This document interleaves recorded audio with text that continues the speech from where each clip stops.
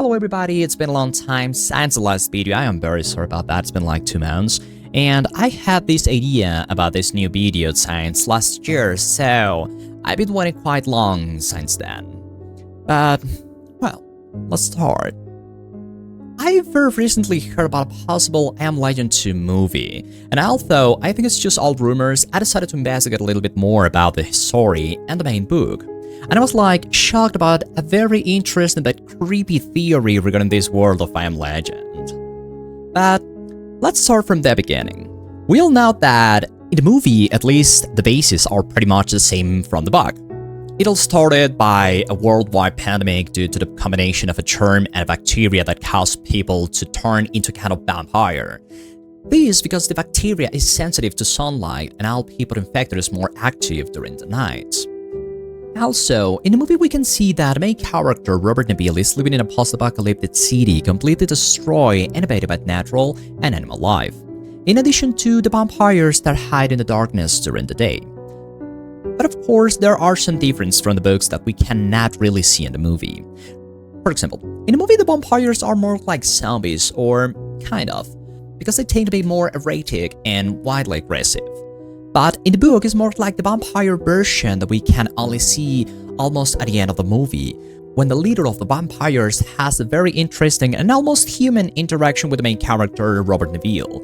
Because in the book, the vampires are actually smart, or a little bit.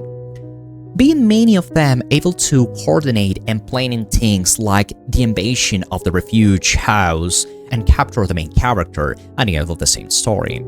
But here is where I find a creepy thing, because all these smart vampires, even hiding during the day, with their aggressive behavior and everything, they were actually a whole society able to reason and communicate to each other.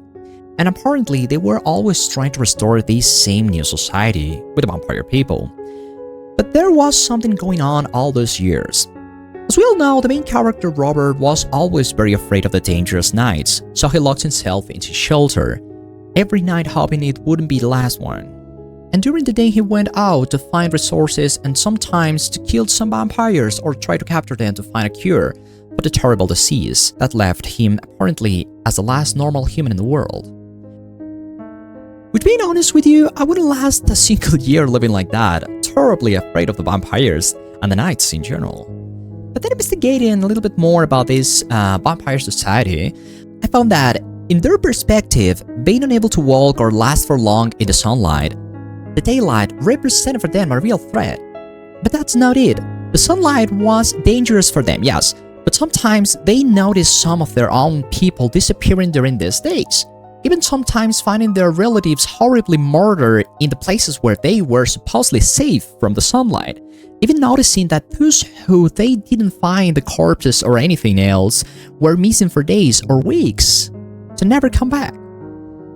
And all of that due to the incredibly smart beast that was not only capable to survive during the day with no problem, but also to stay awake at night as much as their own kind. And this beast was not only the source of the murder vampires, but also was experimenting with all of the missing ones, all this time, even causing the death of many of them due to these same experiments, so they were terribly afraid of that beast, even having his location guarded at night by some of them who had a wilder behavior. And in the last night that we can also see in the movie, when many of the smart vampires decided to attack and invaded the shelter of the main character, they actually killed all of the wild vampires as if they were less valuable, incapable to reason, and different of their own kind. So that made me think a lot about this story. The main character, Robert Neville, was always afraid of the vampires, while he thought that all of them were like the wild ones. But he never knew there was also a smart version of the vampires that were trying to restore their own society in a new civilization, until it was too late. And it blew my mind when I finally discovered that the name I AM Legen is because he, to the vampire's perspective, was always, all the time, a legend for them. Something that they couldn't believe it was real as much as the vampires are for us. It was very philosophical, I would say, but incredibly revealing as a new perspective of the whole story.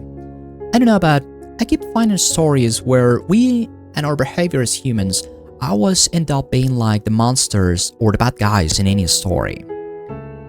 Not for nothing, but all animals, including apex predators in Africa, run away from human noises and never come back to those areas in days. So you can imagine how scary we could be. I would like to know, what do you think about that and this story of I Am Legend? I'll read you in the comment section. Thank you very much for watching. I hope you liked the video, and if you do, don't forget to subscribe so you don't miss the next videos.